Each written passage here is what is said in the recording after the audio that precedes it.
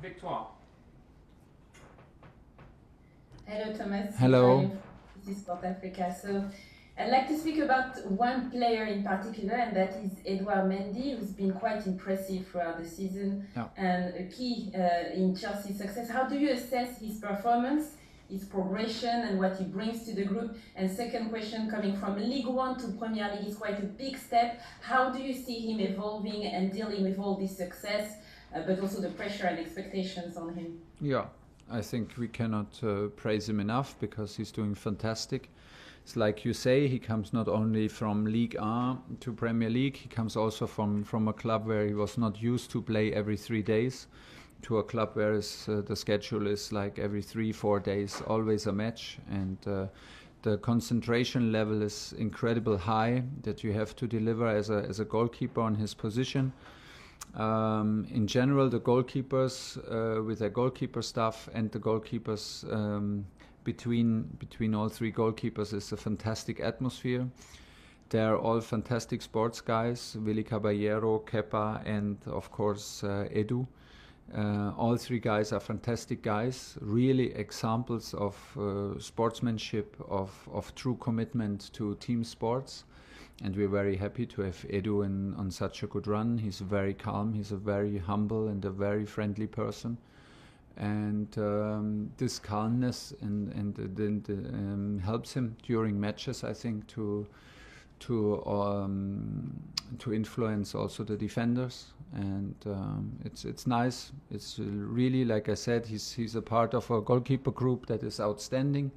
And everybody in the team wishes the best to everybody of all three goalkeepers, and we are very happy because without strong guys in the goal, you cannot win games.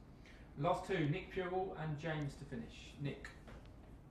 Hi Thomas, just on Matteo and Andreas.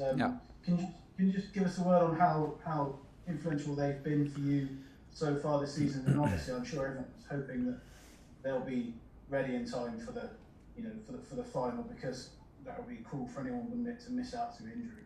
Selections. I mean, Billy Gilmore had to step up now because we miss Kova so much, and we play normally always with a double six. So we were constantly rotating between N'Golo, Chorchi, and Kova. Once we missed Kova now for so many games, so many weeks, it was on Billy to step up, and I was very happy that he could deliver when it was needed. So full credit for that, but Kova is a big loss with his ability to drive with balls, with his speed on the ball, without the ball, and Kova is such a positive character, such a unique player, and a genuine fighter. On whom you can always rely in training and in games, has big experience, although he's still young. So we really miss him. He was a good match with Chorchi and with NG in all combinations. So yeah, it's a big miss, big miss, and I can't wait until he's back in full team training. He did now some steps in the right direction, and I hope he can join team training after our game against Arsenal. The same with Andreas. Andreas was crucial in the matches where he played now. We missed him then for some matches around the Porto game, I think, because of hamstring problems. And now it's he has a tendon problem, and so he was crucial in the back three. He gave us a lot of options because he can play all three positions, and he's very calm, and don't misjudge him by being calm. He is a very tough one to play against. He uses his body very well. He's very strong in individual duels.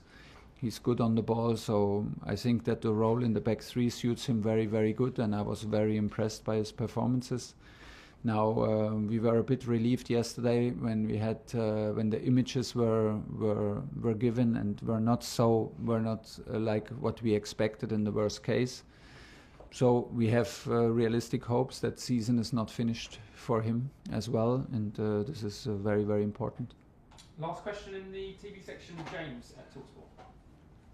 Thomas, we spoke before the Real Madrid match, and you said that sometimes the next level is to actually keep the current level that you're playing at. Is that the case now? Is that the challenge that you set to your players, maintaining the standards you're setting? Yes, and a challenge for the coach to not disturb them.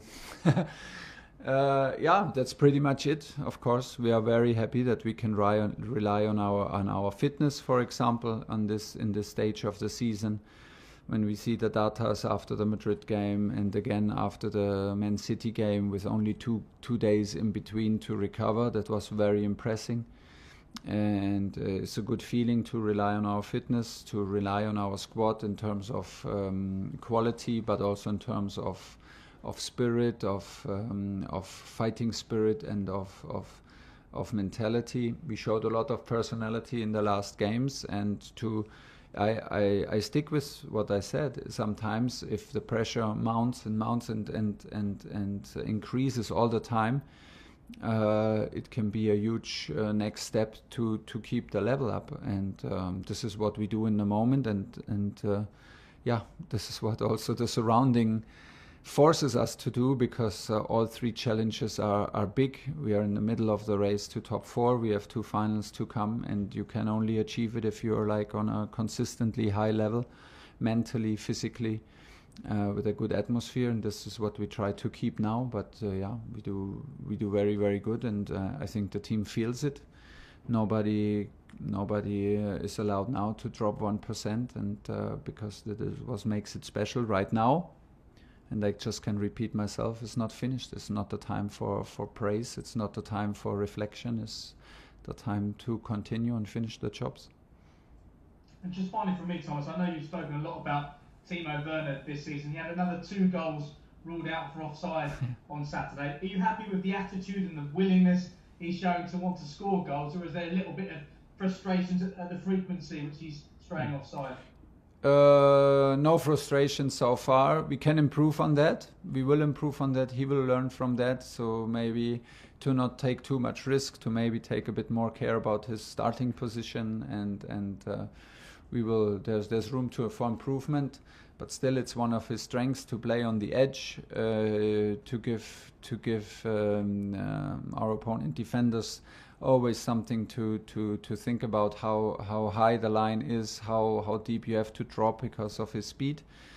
And don't forget, he was again the guy who gave the assist in the last minute, or in the last minute of extra time. So he was again directly involved with a short run, a one-on-one, and a good cutback. So this is for me the most important. He is involved in our chances, and still room, like I said, for improvement. That's the way you want it to have.